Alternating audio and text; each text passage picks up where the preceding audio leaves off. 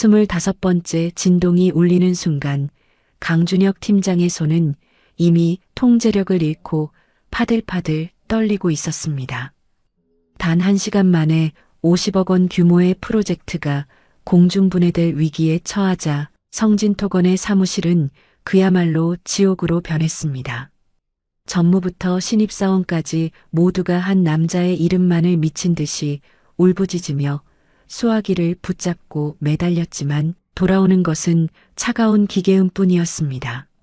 하지만 정작 그들이 그토록 처절하게 찾던 한상식은 라이벌 회사의 최상층. 집무실 소파에 앉아 석양을 바라보며 조용히 휴대폰 전원을 꺼버렸습니다. 불과 일주일 전 고졸이라는 이유로 짐짝처럼 버려졌던 만년 과장이 이제는 거대 건설사의 운명을 쥐고 흔드는 유일한 설계자가 되어 돌아온 것입니다. 쓰레기통에 처박혔던 그의 낡은 수첩 하나가 어떻게 건설업계의 판도를 뒤바꾸는 치명적인 무기가 되었는지 당시에는 아무도 짐작조차 하지 못했습니다. 이 남자가 준비한 기막힌 반전과 가슴 뻥 뚫리는 복수극이 궁금하시다면 지금 바로 구독과 좋아요 그리고 알림 설정 부탁드립니다. 지금 어느 나라 어느 도시에서 시청하고 계시는지 댓글로 남겨주세요. 여러분의 댓글 하나가 제게는 큰 힘이 됩니다. 끝까지 들으시면 인생을 바꾸는 큰 깨달음을 얻으실 겁니다. 그럼 이 모든 기적 같은 복수극의 서막이었던 2000년대 초반의 어느 무더운 여름날로 거슬러 올라가 보겠습니다. 성진토건의 대회의실에는 최신식 빔 프로젝터와 매끄러운 광택이 흐르는 노트북들이 자리를 잡기 시작했고 그 차가운 기계들 사이에서 한상식 과장은 이방인처럼 서 있었습니다. 25년 동안 전국 8도의 현장을 누비며 수만 장의 도면을 직접 손으로 넘기던 그였지만 이제 회사는 종이 도면 대신 데이터와 시스템이라는 낯선 단어들을 쏟아내고 있었습니다. 새로 부임한 33살의 강준혁 팀장은 그런 한상식을 마치 박물관에서 각 꺼낸 유물처럼 바라보았습니다. 강 팀장은 야심차게 준비한 디지털 대시보드를 띄우며 회의를 주도했습니다. 모든 공정률이 숫자로 환산되어 모니터 위를 유령처럼 떠다녔습니다.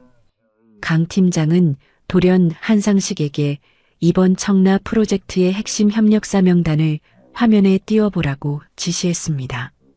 한상식의 등 줄기에 식은땀이 흘렀습니다. 그는 떨리는 손으로 마우스를 잡았지만 화면 속의 커서는 마치 길을 잃은 어린아이처럼 모니터 구성만을 빙글빙글 맴돌 뿐이었습니다. 폴더 하나를 여는 데만 수분이 걸렸고 그가 쩔쩔매는 사이 회의실 곳곳에서는 킥킥거리는 비웃음 소리가 새어나왔습니다. 젊은 사원들은 입을 가린 채 옆 사람과 눈짓을 주고받았고 그 노골적인 멸시는 한상식의 가슴에 날카로운 화살처럼 박혔습니다. 결국 강 팀장은 한숨을 내쉬며 직접 마우스를 뺏어들었습니다. 그는 한상식의 눈앞에서 보란듯이 단 한 번의 클릭으로 데이터를 불러온 뒤 한상식이 품고 있던 낡은 가죽 수첩을 가리키며 차갑게 말했습니다. 한 과장님, 시대가 변했습니다. 그런 곰팡내 나는 수첩 뒤적이며 시간 낭비하는 건 이제 죄악입니다. 모르면 그냥 가만히 계세요. 방해만 되니까요. 그 순간 회의실의 공기는 얼어붙었고 한상식은 자신의 25년 세월이 통째로 부정당하는 기분을 느꼈습니다. 모니터에 비친 자신의 얼굴은 한없이 초라해 보였고 사람들의 웃음소리는 천둥소리처럼 귓가를 때렸습니다. 그는 아무 말도 하지 못한 채 고개를 숙였습니다. 현장의 흙먼지는 이겨낼 수 있었지만 동료들의 비릿한 비웃음은 도저히 이겨낼 길이 없었습니다. 회의실에서 당한 모욕의 여운이 가시기도 전 강준혁 팀장은 한상식의 책상 앞으로 성큼성큼 다가왔습니다. 그의 손에는 최신형 태블릿 PC가 들려 있었고 그 매끄러운 화면 위에는 성진토건이 지난 수십 년간 쌓아온 협력업체 명단이 차갑게 떠 있었습니다. 강 팀장은 한상식이 정성스럽게 기록해둔 비고란의 메모들을 가리키며 헛웃음을 터뜨렸습니다. 거기에는 어느 업체 사장이 당뇨를 앓고 있는지, 어떤 소장이 낚시를 좋아하는지 같은 시스템으로는 절대 계산할 수 없는 살아있는 정보들이 빼곡했습니다. 강 팀장은 이를 두고 공과 사를 구별 못하는 정근대적인 악습이라며 몰아세웠습니다. 한상식은 당황하며 그 메모들이야말로 현장의 톱니바퀴를 돌리는 진짜 기름칠이라고 설명했습니다. 계약서 한 장보다 술 한 잔의 진심이 앞서는 곳이 건설 현장이라며 이 리스트가 없으면 당장 내일 터질 민원조차 막지 못할 것이라고 간곡히 말했습니다. 하지만 강 팀장의 눈에는 그저 무능한 늙은 과장의 변명으로만 들릴 뿐이었습니다. 그는 회사가 원하는 것은 예측 가능한 수치이지 누군가의 기분을 맞추는 감정 노동이 아니라며 단호하게 선을 그었습니다. 강 팀장은 한상식의 눈을 똑바로 응시한 채 마우스 오른쪽 버튼을 눌러 비고란의 모든 내용을 선택했습니다. 그가 삭제 버튼을 누르는 데는 단 10초도 걸리지 않았습니다. 25년간 한상식이 발로 뛰며 얻어낸 수천 명의 마음이 모니터 안에서 순식간에 흔적도 없이 증발해버렸습니다. 화면이 하얗게 비워지자 한상식의 가슴 속에서도 무언가 툭 하고 끊어지는 소리가 들렸습니다. 강 팀장은 이제야 데이터가 깔끔해졌다며 만족스러운 표정으로 돌아섰고 남겨진 한상식은 텅 빈 모니터만을 멍하니 바라보았습니다. 그것은 단순한 정보의 삭제가 아니라 그가 지켜온 삶의 방식에 대한 사형 선고와도 같았습니다.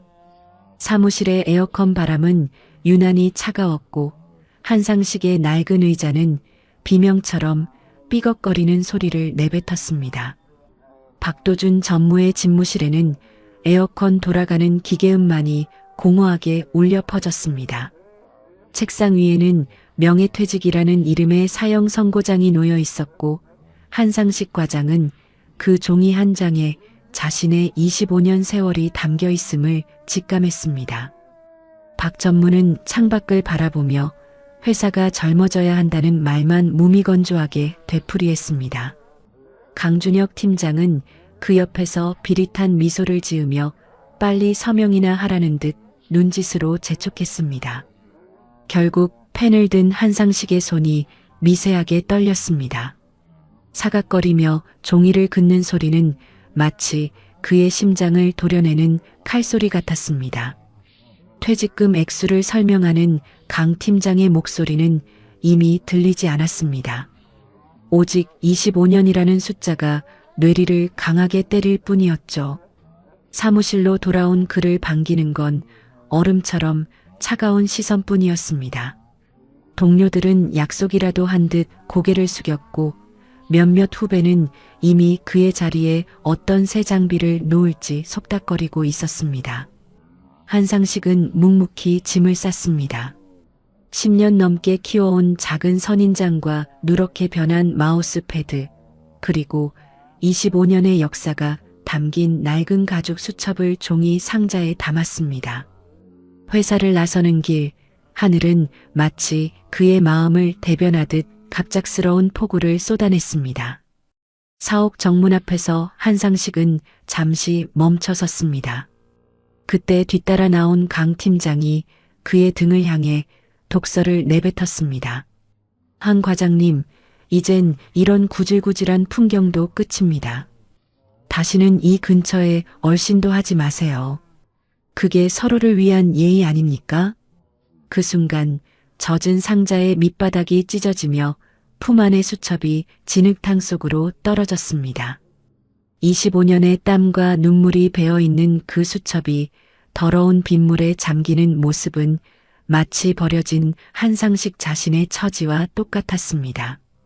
강 팀장은 그 모습을 보며 혀를 차더니 쓰레기는 제자리를 찾아가는 법이라며 비웃음을 남기고 건물 안으로 들어갔습니다.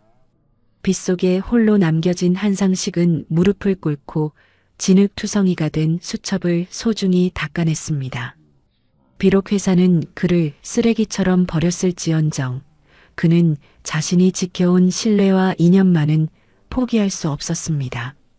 흐려진 시야 너머로 성진토건의 화려한 간판이 보였지만 그는 결코 뒤돌아보지 않고 빗속으로 묵묵히 걸음을 옮겼습니다.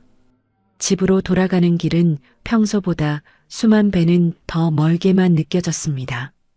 젖은 구두에서는 걸음을 옮길 때마다 질척이는 소리가 났고 지하철 창문에 비친 자신의 모습은 마치 물에 불어 터진 종이 인형처럼 위태로워 보였습니다.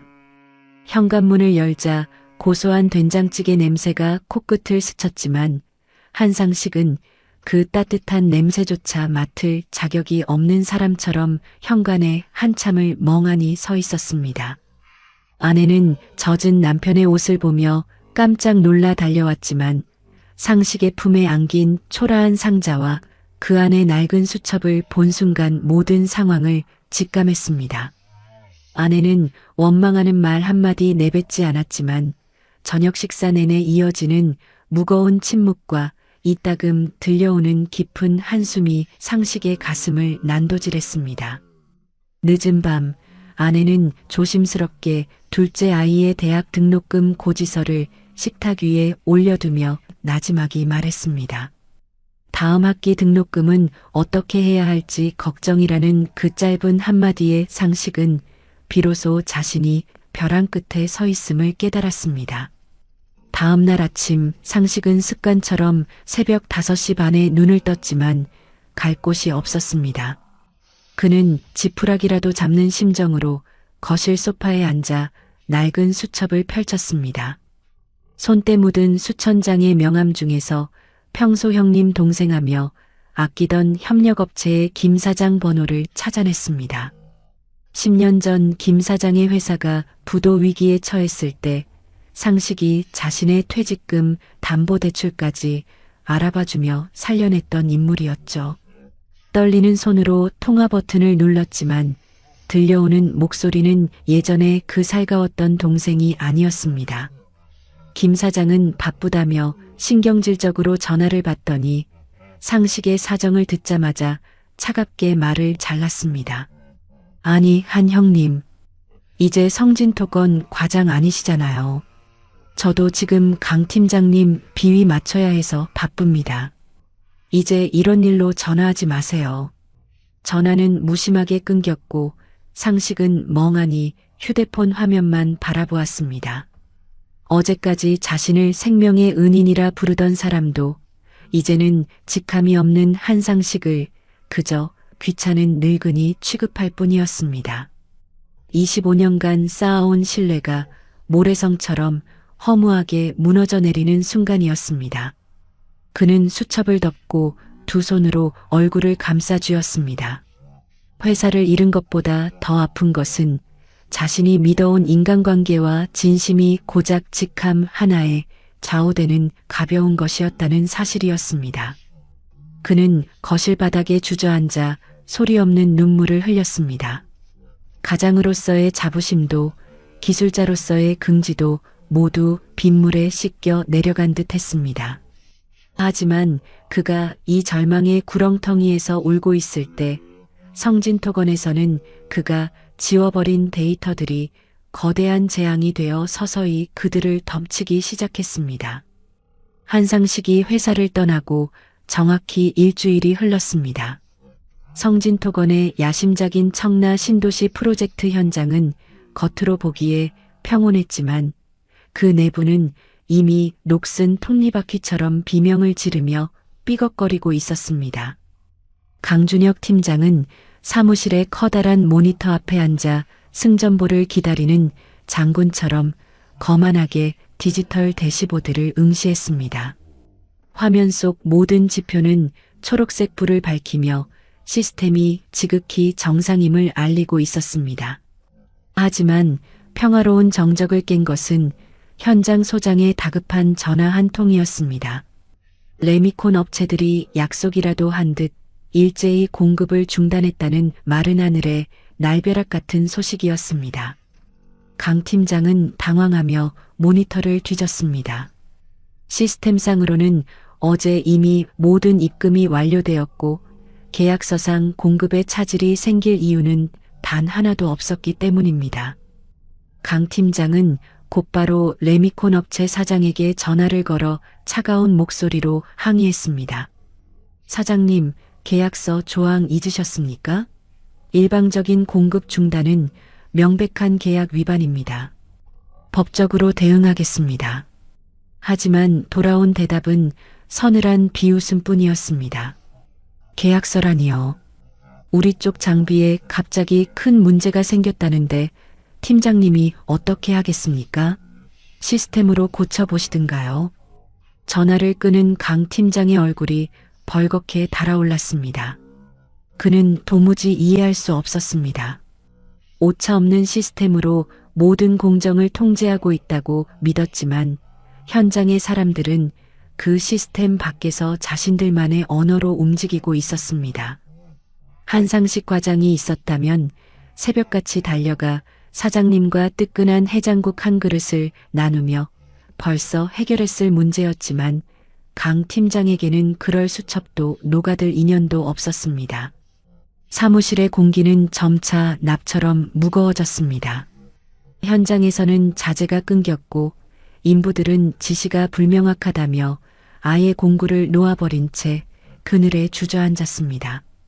강 팀장은 이 모든 것이 일시적인 오류이거나 현장 사람들의 단순한 반항이라고 애써 자신을 다독였습니다. 하지만 그것은 거대한 재앙의 서막일 뿐이었습니다. 시스템은 여전히 완벽한 수치를 내뱉었지만 정작 그 수치를 현실로 만들어낼 사람들의 진심은 이미 성진토건을 떠나 있었습니다.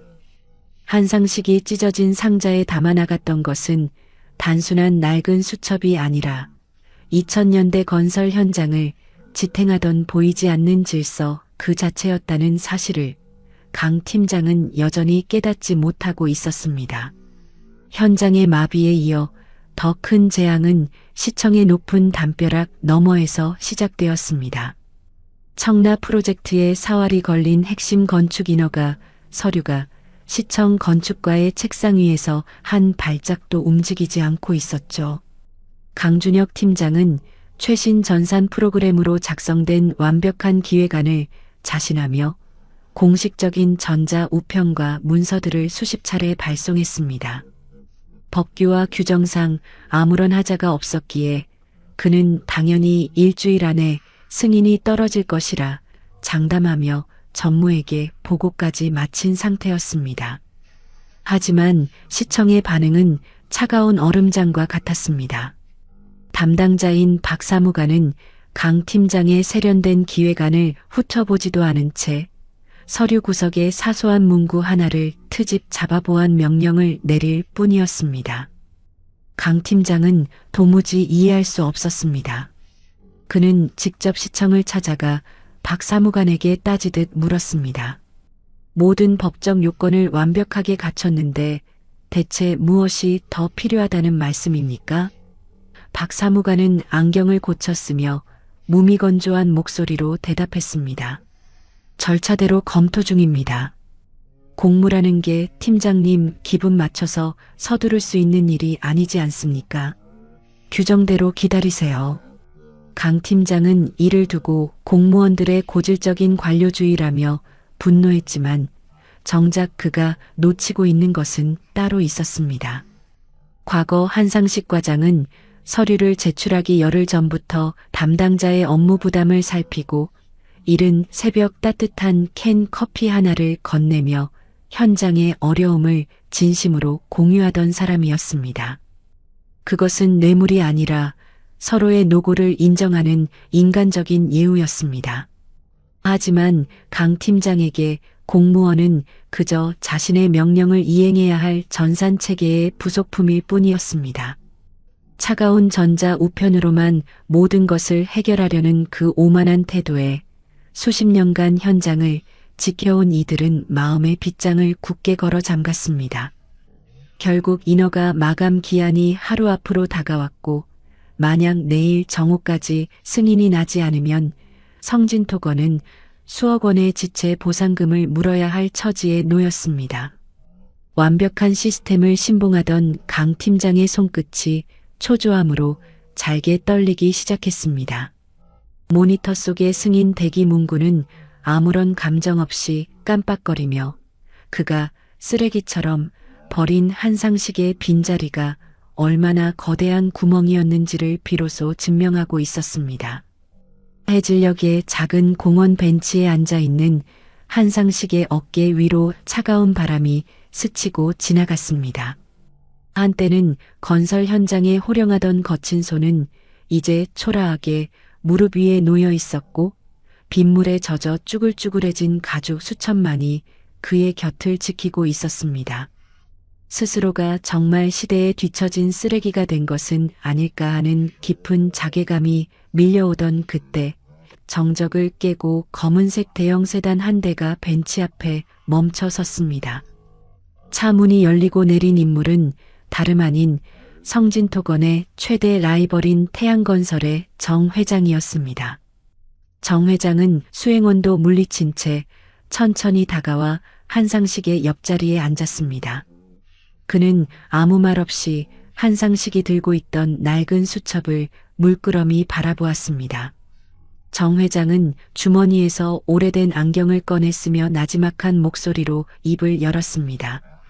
자네가 성진에서 쫓겨났다는 소식을 들었네.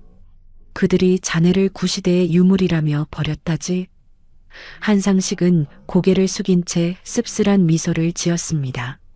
하지만 정 회장의 다음 말은 상식의 가슴을 세차게 두드렸습니다. 어리석은 놈들. 그들은 자네를 버린 게 아니라 이 업계의 유일한 설계도를 제 손으로 내던진 거야. 시스템은 수천 개를 만들 수 있지만 이 수첩에 담긴 사람의 진심은 100년을 공들여도 못 얻는 법이지. 정 회장은 한상식에게 태양건설의 상무급 고문 자리를 제안하며 강 팀장이 망쳐놓은 청라 프로젝트를 수습할 수 있는 유일한 키는 오직 한상식뿐이라고 단언했습니다. 상식은 처음에는 자신의 귀를 의심했습니다. 25년을 바친 회사에서 쓰레기 취급을 받으며 쫓겨난 자신에게 업계 최고의 권위자가 직접 손을 내민 것이었죠. 정 회장은 상식의 거친 손을 꽉 잡으며 다시 한번 힘주어 말했습니다. 한상무, 자네가 쌓아온 건 낡은 인맥이 아니라 살아있는 역사야. 이제 그 역사가 얼마나 무서운지 저들에게 보여줄 때가 되지 않았나? 그 순간 한상식의 눈동자에 잃어버렸던 생기가 돌아오기 시작했습니다. 무너진 가장의 무게에 짓눌려 있던 그의 척추가 꼿꼿하게 펴졌습니다. 태양건설이라는 거대한 날개를 단 그는 이제 더 이상 비 맞은 생쥐가 아니었습니다. 성진토건이 감히 상상도 못할 압도적인 보복과 반전의 서막이 그 조용한 공원 벤치 위에서 비로소 시작되고 있었습니다. 성진토건의 월요일 오전은 평소와 다른 기괴한 비명과 고함으로 시작되었습니다. 화려했던 유리병 너머로 50억 원이라는 거대한 손실 수치가 붉은 낙인처럼 전 직원의 모니터 위를 떠다니고 있었죠. 청라 프로젝트의 인허가는 최종적으로 반려되었고 현장은 자재 공급 중단으로 인해 멈춰버린 거대한 고철 덩어리처럼 변해버렸습니다. 강준혁 팀장은 자신의 오차없는 시스템이 왜 이런 참혹한 결과를 내뱉었는지 도무지 이해할 수 없었습니다. 그는 모니터 속의 수치들을 미친 듯이 뒤적였지만 거기에는 사람의 마음이나 현장의 분위기 같은 변수는 존재하지 않았습니다. 박도준 전무는 책상을 부서질 듯 내리치며 강 팀장의 얼굴에 서류 뭉치를 내던졌습니다. 당장 해결책을 내놓으라는 전무의 서슬 퍼런 명령에 강 팀장은 아무런 대답도 하지 못한 채 그저 고개만 숙이고 있었습니다. 그들이 그토록 자랑하던 디지털 시스템은 정작 위기의 순간에 아무런 힘도 발휘하지 못했습니다. 협력업체 사장들은 약속이라도 한 듯 강 팀장의 전화를 피했고 겨우 연결된 한 하청업체 소장은 뼈아픈 일침을 가했습니다. 우리가 성진이랑 일한 줄 압니까? 우리는 한상식 과장이라는 그 사람의 진심을 보고 수십 년을 버틴 겁니다. 그 사람이 없는 성진토건이랑은 이제 단 한 뼘의 흙도 파지 않을 겁니다. 그 순간 강 팀장은 자신이 지워버렸던 그 낡은 수첩의 메모들이 단순한 낙서가 아니었음을 비로소 깨달았습니다. 그것은 수십 년간 현장의 갈등을 봉합해온 유일한 설계도이자 위기의 순간 성진토건을 지탱하던 마지막 구명줄이었습니다. 하지만 이미 데이터는 영원히 삭제되었고 그가 쓰레기 취급하며 내쫓았던 한상식의 빈자리는 이제 수백억 원의 손실이라는 거대한 블랙홀이 되어 회사를 집어삼키고 있었습니다. 오후가 되자 상황은 더욱 절망적으로 변했습니다. 시청에서는 사업권 취소까지 검토하겠다는 최후 통보를 보내왔고 투자자들의 항해 전화가 빗발쳤습니다.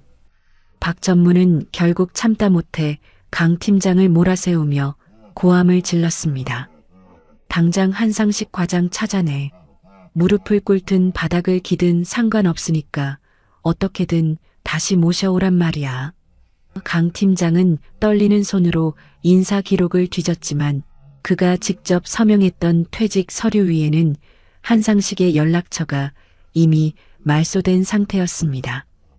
오만한 시스템의 붕괴 앞에 선 그들은 비로소 자신들이 무엇을 잃었는지 처절하게 깨닫기 시작했습니다. 사무실의 화려한 조명은 이제 조문객을 기다리는 상가처럼 쓸쓸하게 깜빡거리고 있었습니다. 태양건설의 상무급 고문 집무실은 정적마저도 우아하게 흐르고 있었습니다.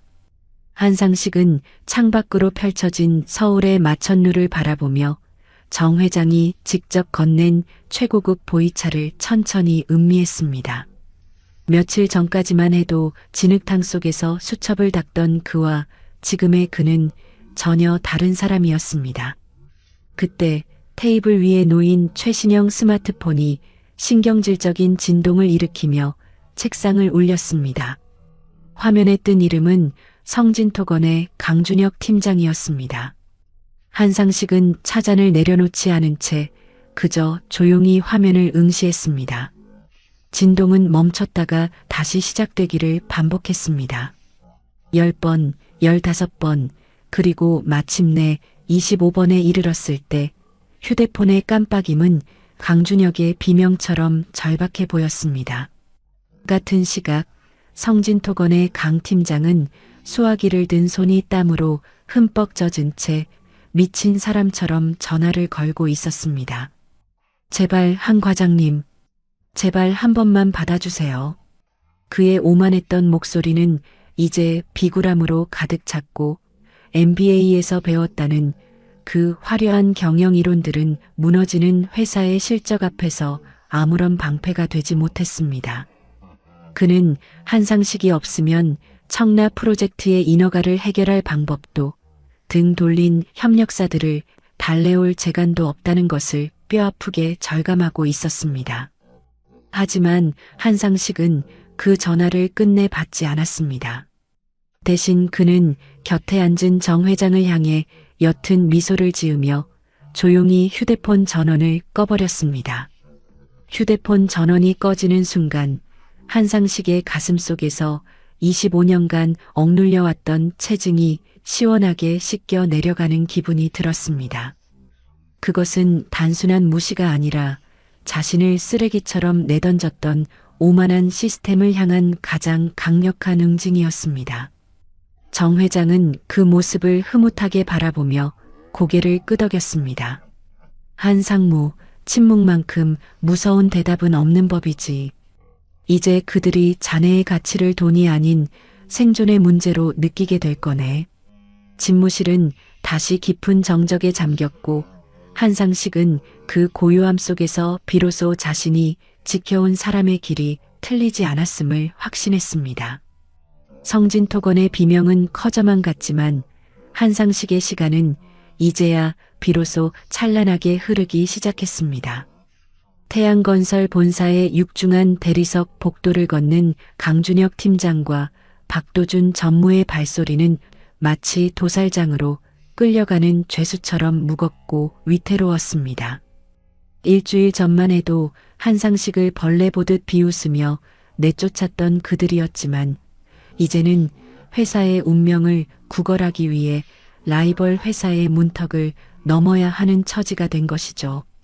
비서의 안내를 받아 도착한 상무 고문실의 문이 열리자 그곳에는 맞춤 정장을 매끄럽게 차려입은 한상식이 거대한 원목 책상 뒤에 앉아 있었습니다. 강 팀장은 순간 자신의 눈을 의심했습니다. 빗물에 젖어 비틀거리던 만년 과장의 모습은 간대없고 그 자리에는 범접할 수 없는 위엄을 풍기는 노련한 경영자의 아우라가 가득했기 때문입니다. 박 전무는 비굴한 미소를 지으며 먼저 허리를 숙였습니다. 한 상무님, 아니 한 형님. 저희가 정말 큰 실수를 했습니다. 회사가 지금 풍전등화의 위기입니다. 제발 그 인허가 담당자들과 협력사 사장님들 마음 좀 돌려주십시오. 강 팀장 역시 자존심을 모두 내려놓은 채 바닥을 기듯 애원했습니다. 과장님, 제가 어리석었습니다. 시스템이 전부인 줄 알았습니다. 제발 그 수첩에 적힌 명단 좀 공유해 주십시오. 제가 무릎이라도 꿇겠습니다. 두 남자의 처절한 구걸을 묵묵히 듣던 한상식은 천천히 서랍을 열어 낡고 쭈글쭈글한 가죽 수첩 하나를 꺼내 책상 위에 올렸습니다. 진흙 흔적이 채 가시지 않은 그 수첩을 본 강 팀장의 눈동자가 경련하듯 떨렸습니다. 한상식은 수첩을 소중하게 쓰다듬으며 나지막이 입을 열었습니다. 강 팀장, 자네가 쓰레기통에 처박았던 이 기록들은 단순한 데이터가 아니야. 자네의 그 잘난 시스템은 0과 1밖에 모르지만 나는 사람의 진심이 담긴 0.5를 보고 25년을 버텼네. 삭제 버튼 하나로 지울 수 있는 건 글자뿐이지 사람의 마음은 복구가 안 되는 법이야. 한상식의 목소리는 낮았지만 그 안에는 강철 같은 단단함이 서려 있었습니다. 박 전무와 강 팀장은 그 압도적인 기세에 눌려 숨조차 제대로 쉬지 못했습니다. 자신들이 내버린 것이 고작 낡은 과장 한 명이 아니라 성진토건의 심장이었다는 사실을 그들은 이제야 온몸으로 체감하고 있었습니다. 한상식은 차갑게 식어버린 찻잔을 바라보며 더 이상 그들에게 내어줄 자비는 없음을 묵묵한 시선으로 대신했습니다. 성진토건이라는 견고했던 성체가 무너지는 데는 그리 오랜 시간이 걸리지 않았습니다. 한상식 상무가 태양건설의 고문으로 부임했다는 소식이 업계에 퍼지자마자 성진토건이 붙잡고 있던 마지막 희망의 끈들이 모래알처럼 흩어지기 시작했습니다. 가장 먼저 움직인 것은 현장의 심장과도 같았던 협력업체들이었습니다. 강준혁 팀장의 고압적인 태도에 숨죽이고 있던 그들은 한상식이 태양건설에서 새로운 프로젝트를 시작한다는 소식을 듣자마자 일제히 성진토건과의 계약 해지를 통보했습니다. 그들이 내세운 명분은 단순했습니다. 우리는 시스템을 믿고 도장을 찍은 것이 아니라 한상식이라는 사람의 보증을 믿고 일했던 것이라는 단호한 선언이었습니다. 이어서 시청의 건축 인허가 역시 기적처럼 해결되었습니다. 박 사무관을 비롯한 인허가 담당자들은 성진토건의 보안 서류를 반려하는 대신 태양건설이 새롭게 제출한 설계안을 전격 승인했습니다.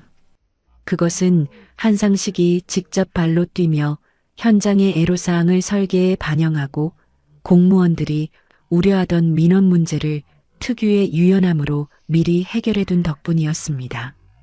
결국 청라 신도시 프로젝트의 사업권은 성진토건에서 태양건설로 전격 이양되었습니다.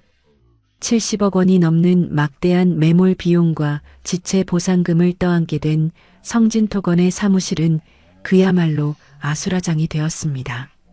박도준 전무는 배임 혐의로 이사회에서 해임 통보를 받았고 모든 책임을 뒤집어쓰게 된 강준혁 팀장은 짐을 싸기도 전에 법무팀으로부터 구상권 청구 소송 서류를 전달받았습니다.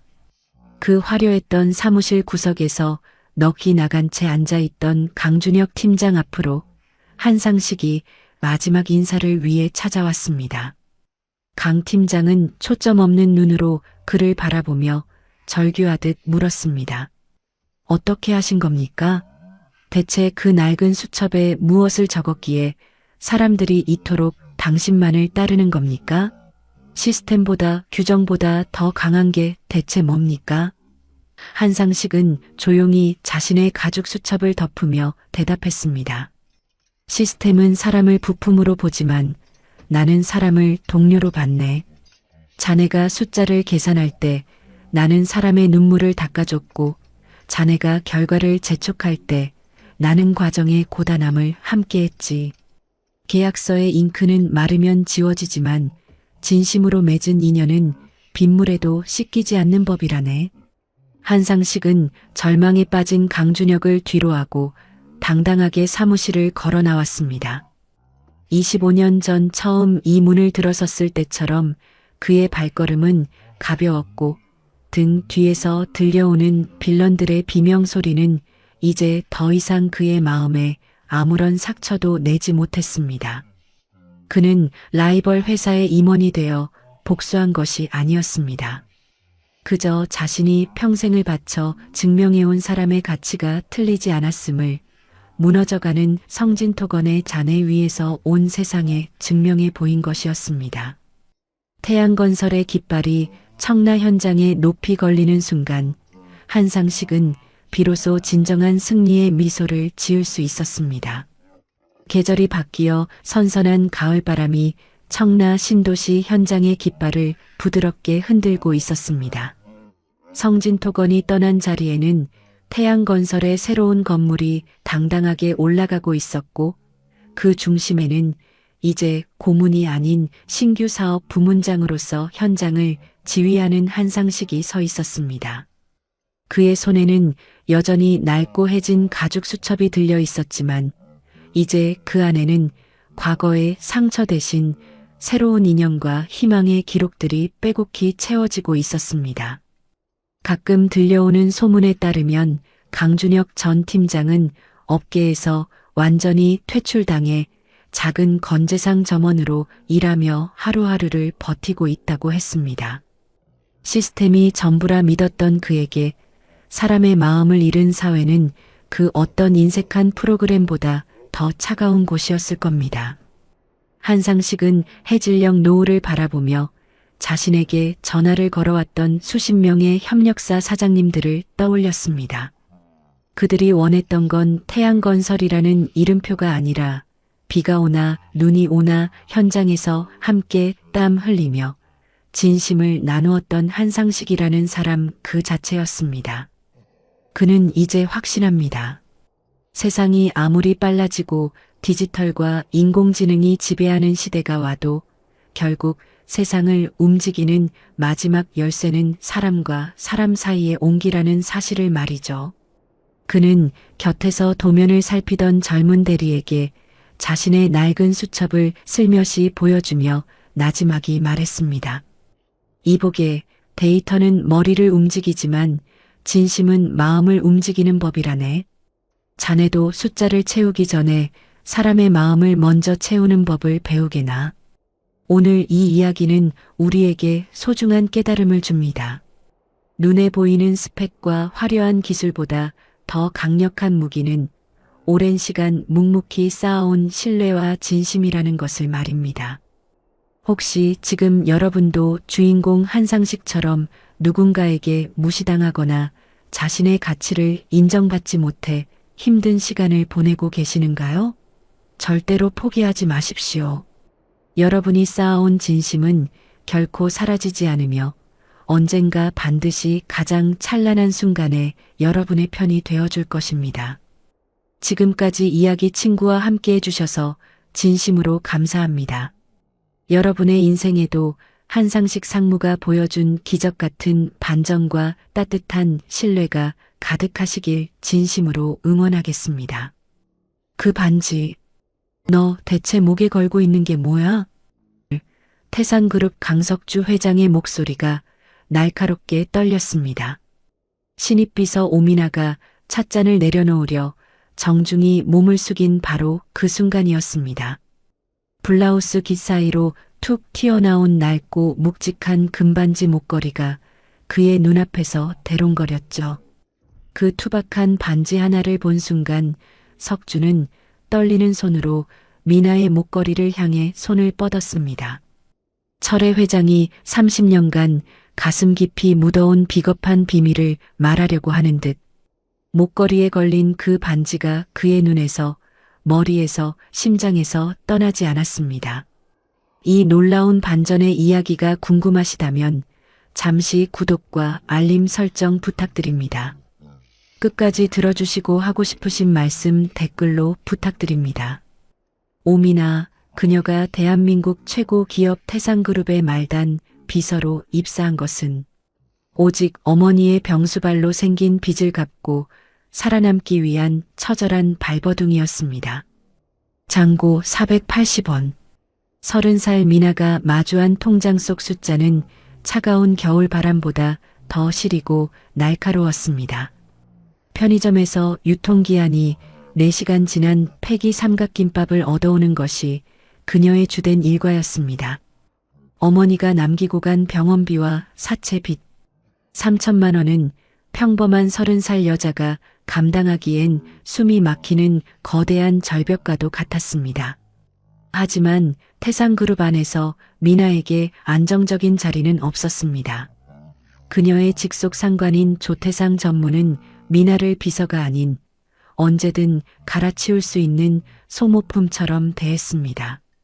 모두가 퇴근한 텅 빈 사무실 조 전무는 흙먼지가 잔뜩 묻은 자신의 수제 구두를 미나의 책상 위에 툭 던지며 거만하게 말했습니다.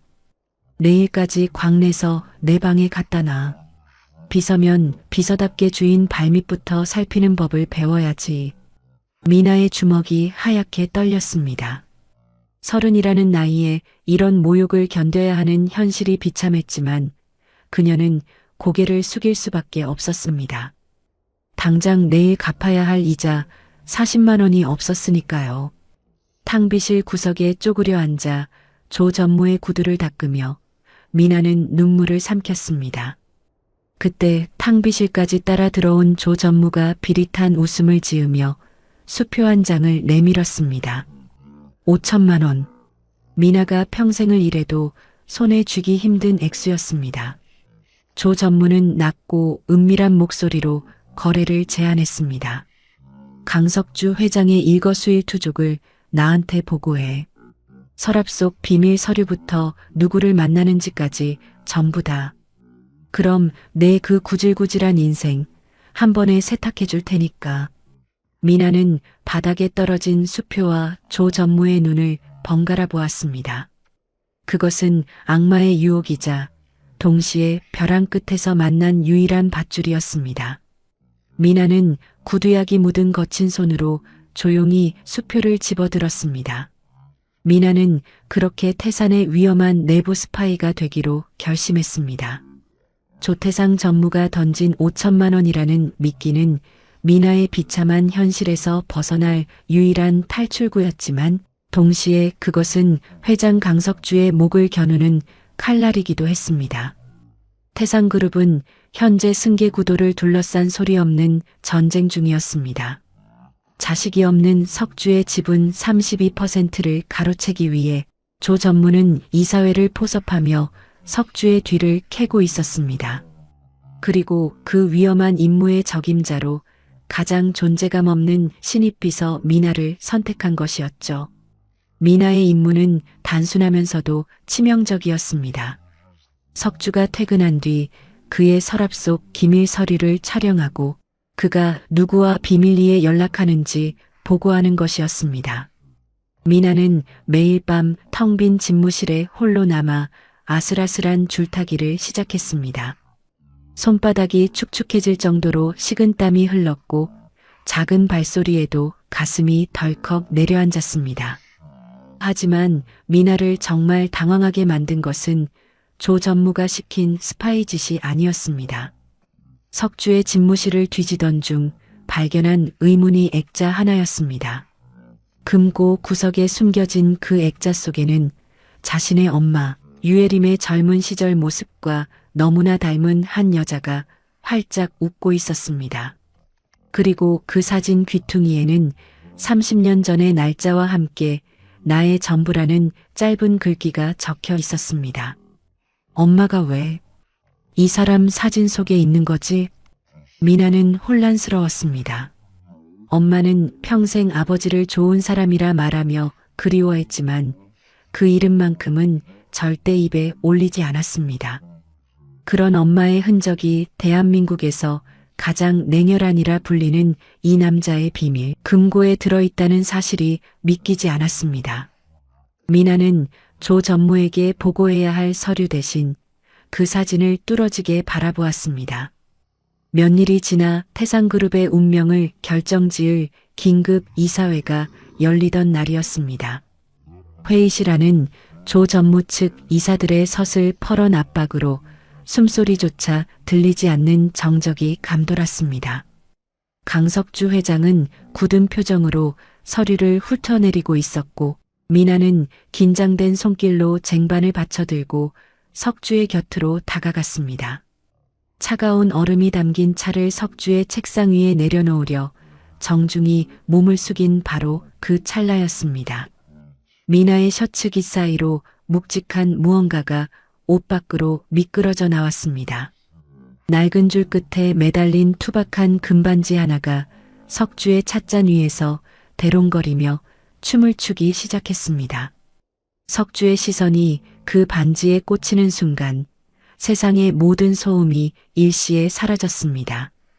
30년 전 그가 직접 도안을 그려 장인에게 맡겼던 세상에 단 2개뿐인 약혼 반지였습니다.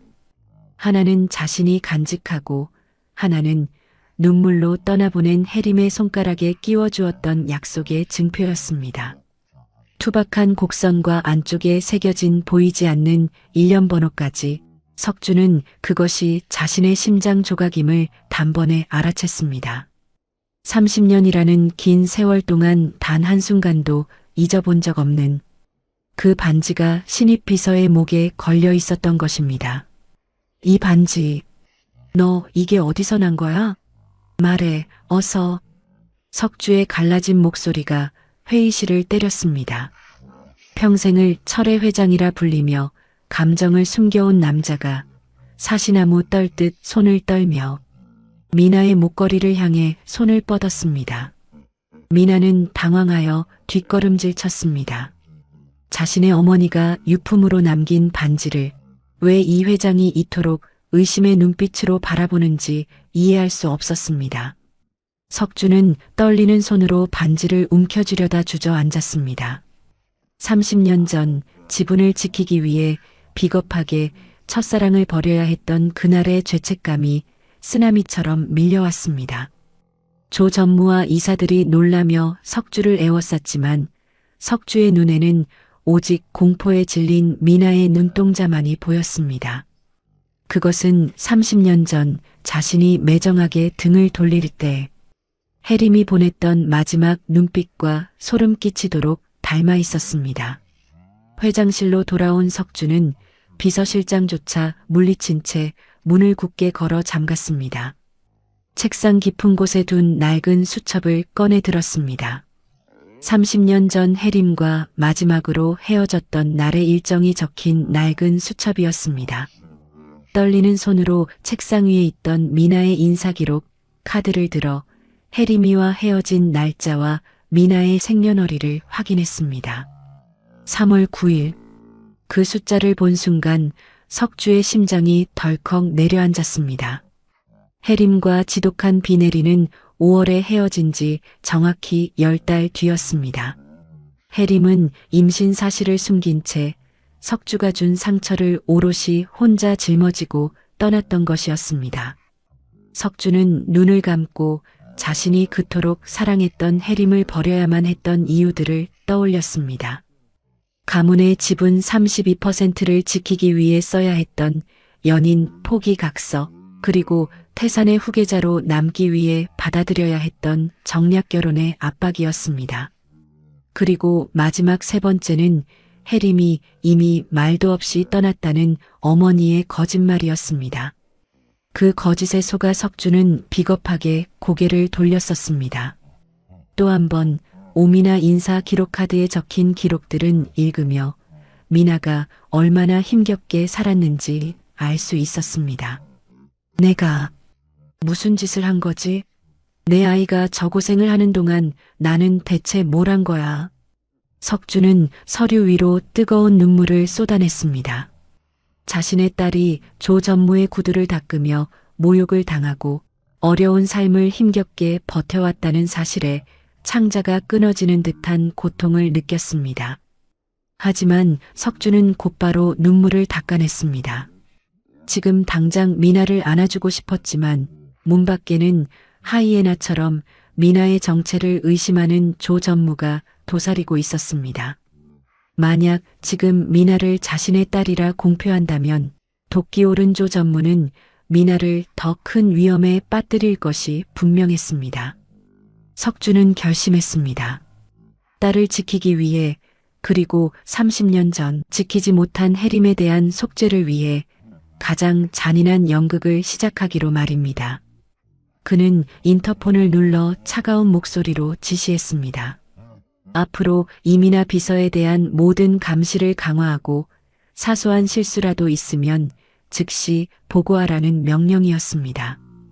조 전무를 완벽하게 속여 일망타진하기 위한 석주의 위험한 작전이 본격적으로 톱니바퀴를 돌리기 시작했습니다. 다음 날부터 태산그룹 본사에는 피바람이 불기 시작했습니다. 강석주 회장은 마치 다른 사람이 된 것처럼 미나를 몰아세웠습니다. 수십 명의 임원이 모인 회의실에서 석주는 미나가 가져온 보고서를 바닥에 내팽개치며 서슬 펄언 호통을 내질렀습니다. 이따위 실력을 비서라고 앉혀둔 줄 아나? 당장 나가서 다시 해와. 한 번만 더 실수하면 그날로 해고야. 미나는 하얗게 질린 얼굴로 바닥에 흩어진 종이를 주워 담았습니다. 어제 자신을 보며 눈물을 글썽이던 그 노신사의 모습은 온데간데 없었습니다. 조 전무는 이 광경을 지켜보며 회심의 미소를 지었습니다. 석주가 미나를 산업 스파이로 의심하기 시작했다고 확신한 것이었죠. 조 전무는 미나에게 다가가 위로하는 척하며 더 위험한 정보 유출을 종용했습니다. 하지만 이것은 모두 석주가 파놓은 거대한 함정이었습니다. 석주는 겉으로는 미나를 짓밟는 척하면서도 뒤로는 비서실장을 시켜 미나의 어머니 유혜림이 남긴 3천만 원의 병원비를 익명으로 전액 결제했습니다. 또한 미나의 옥탑방 근처에 사채업자들이 얼씬거리지 못하도록 비밀리에 조치를 취했습니다. 석주에게 지금 이 연극은 자신의 지분 32%를 노리는 조 전무의 동리를 완전히 뽑아버리기 위한 마지막 도박이었습니다. 밤늦게 홀로 남은 집무실에서 석주는 미나가 닦아놓은 구두를 내려다보며 젖은 눈시울을 붉혔습니다. 딸의 손에 구두약을 묻히게 한 죄책감에 심장이 갈기갈기 찢어지는 것 같았지만 그는 멈출 수 없었습니다. 조 전무가 안심하고 미나의 계정으로 가짜 기밀 파일을 전송하는 바로 그 순간이 30년간 맺힌 모든 한을 풀어낼 단 한 번의 기회였기 때문입니다. 석주는 미나의 책상 위에 놓인 낡은 금반지 사진을 어루만지며 낮게 의조렸습니다. 조금만 참거라, 미나야. 아빠가 내 엄마에게 진 빚까지 다 합쳐서 저놈들을 지옥으로 보내주마. 석주의 눈빛은 이제 슬픔을 넘어 거대한 복수의 불꽃으로 타오르고 있었습니다. 운명의 날은 예고 없이 찾아왔습니다. 태상그룹의 차세대 핵심 기술이 경쟁 업체로 유출되었다는 경보음이 본사 전체에 날카롭게 울려 퍼졌습니다. 조태상 전무는 기다렸다는 듯 수사관들과 보안팀을 이끌고 비서실로 들이닥쳤습니다. 수십 명의 직원이 숨을 죽이고 지켜보는 가운데 보안팀은 미나의 개인 사물함과 서류 서랍을 낱낱이 뒤지기 시작했습니다. 그리고 마침내 미나가 가장 소중히 여기던 낡은 수첩 사이에서 빳빳한 수표 한 장이 툭 떨어졌습니다. 조 전무가 미나에게 정보료라며 건넸던 바로 그 5천만 원짜리 수표였습니다. 조 전무는 승리에 도취한 비릿한 미소를 지으며 바닥에 떨어진 수표를 집어들었습니다. 그는 전 직원이 들으라는 듯 수표를 허공에 흔들며 비아냥거렸습니다. 이민아 씨, 이게 뭡니까? 말단 비서 수첩에서 왜 5천만 원짜리 수표가 나오죠? 기술 팔아넘긴 대가로 받은 돈치고는 꽤 두둑하군. 당신 정말 대담한 사람이었어. 미나는 하얗게 질린 얼굴로 머리를 가로저었습니다. 조 전무가 준 돈이었지만 지금 이 상황에서 사실대로 말한다면 자신은 회장을 배신한 첩자가 될 뿐이었습니다. 조 전무는 당황한 미나를 몰아세우며 수사관들을 향해 외쳤습니다. 증거가 이렇게 명백한데 뭘 망설입니까? 당장 연행하세요. 이런 배신자는 태산에 단 1초도 머무를 자격이 없습니다. 미나는 마지막 희망을 담아 집무실 문가에 서 있는 강석주 회장을 바라보았습니다.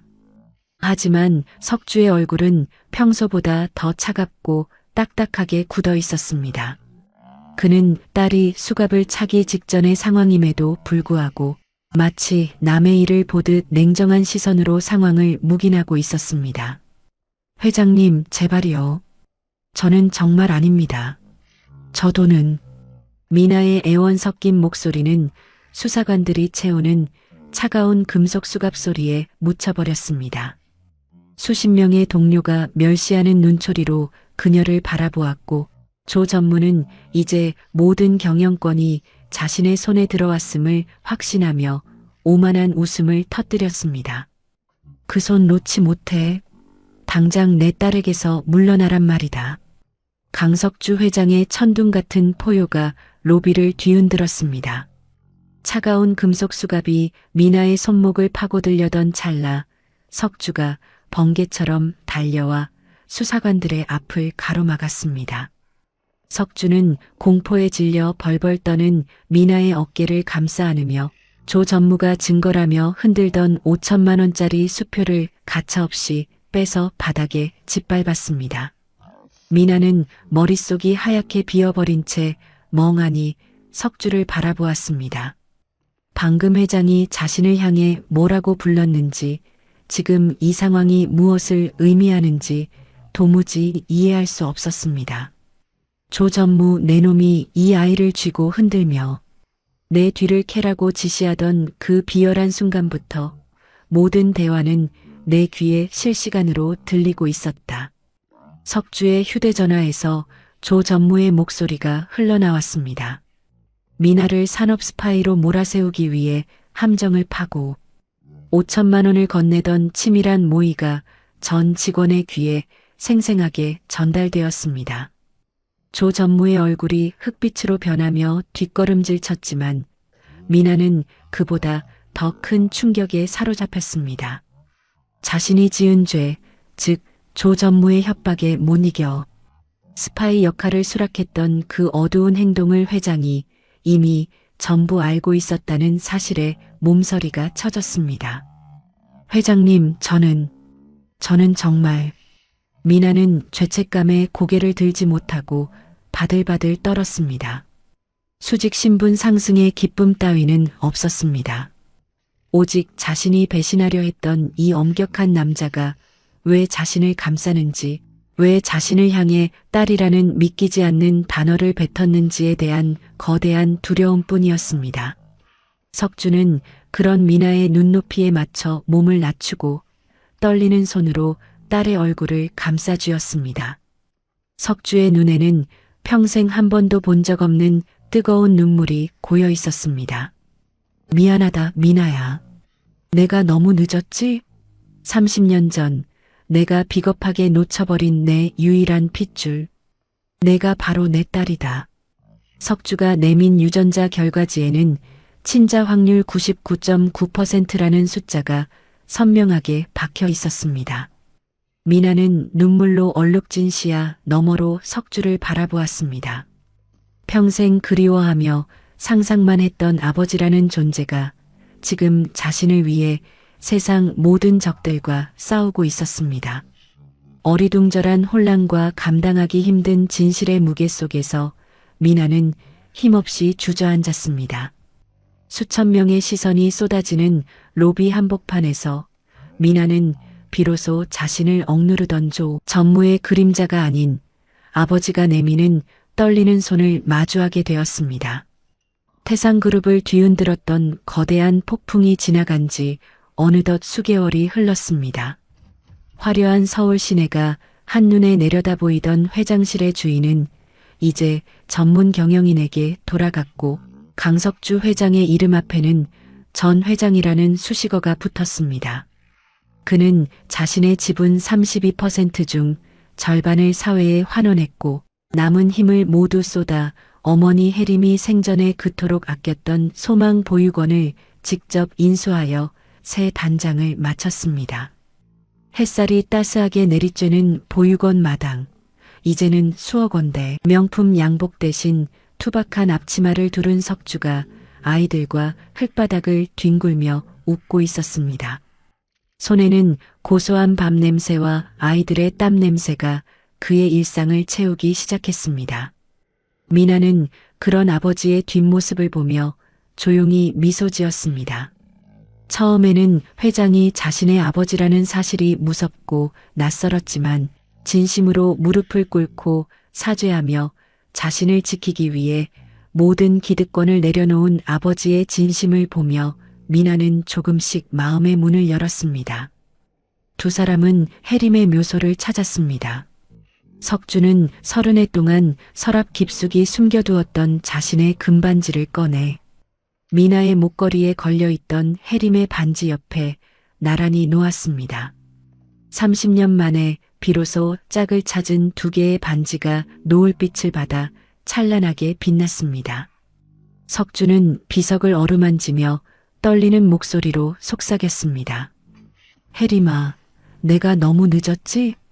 우리 미나는 이제 내가 죽는 날까지 책임지고 지킬게. 거기선 부디 아프지 말고 편히 쉬렴. 미나는 아버지의 거친 손을 꽉 맞잡았습니다. 아버지, 이제 우리 헤어지지 말아요. 돈보다 태산보다 더 소중한 건 바로 지금 이렇게 같이 있는 거니까요. 미나의 말에 석주는 딸을 품에 꼭 안았습니다. 절망 속에서도 정직함을 잃지 않았던 딸이 도리어 길을 잃었던 아버지를 진정한 행복의 길로 인도해 준 셈이었습니다. 화려한 왕관을 내려놓고 비로소 한 여자의 아버지로 돌아온 남자와 평생 그리워하던 뿌리를 찾은 딸. 두 사람은 길게 늘어진 그림자를 밟으며 보육원 아이들이 기다리는 집으로 향했습니다. 시청자 여러분, 오늘 이 부녀의 이야기는 우리에게 묻습니다. 당신이 지금 움켜쥐고 있는 것이 진정 당신을 행복하게 만들고 있나요? 혹시 눈앞의 이익 때문에 세상에서 가장 소중한 사람의 손을 놓고 있지는 않으신지요? 오늘 밤 곁에 있는 소중한 사람에게 따뜻한 안부 한마디 건네보시는 건 어떨까요? 소중한 댓글 기다리겠습니다. 지금까지 이야기 친구였습니다.